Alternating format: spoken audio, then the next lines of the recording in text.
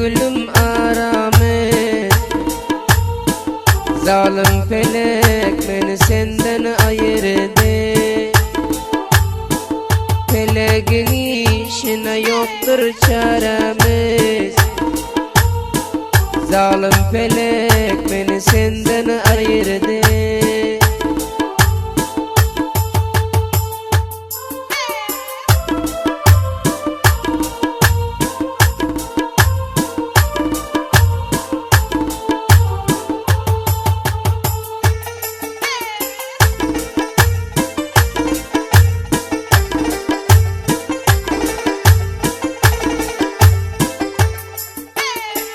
Kayttım vatanımdan uzağa düşeyim. İndi nalar boldum örtünüp bişim. Oturuyorduk gülüşüp mazaklaşıp. Zalim felek hoşluğumdan ayırdı.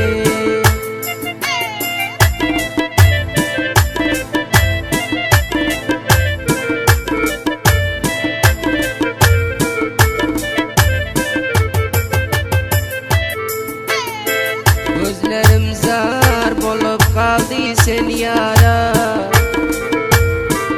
Bu ayrılık etti yüreğim para. Yine maylanıp ararım duvara. Zalim felek beni senden ayırdı.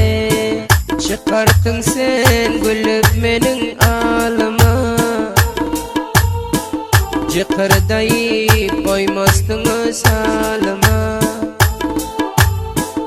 Vararın karışıp yürgün yoluma. Zalim felek beni senden ayırdı.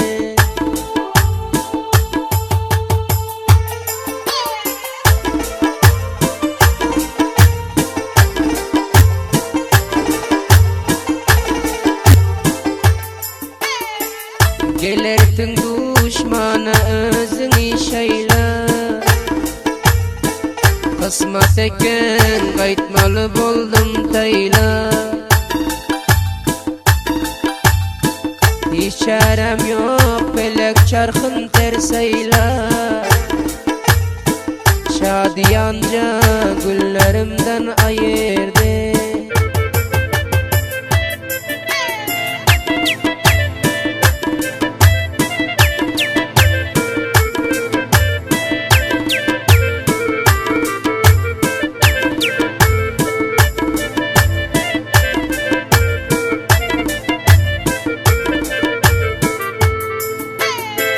Ya Rahimi yaptı reştin bu sazı. Ferman etti sıracı niyazı. Yanlanasın Rahimi'nin avazı. Zalim felek gülüm senden ayırdı. Yanlanasın Rahimi'nin avazı. Zalim felek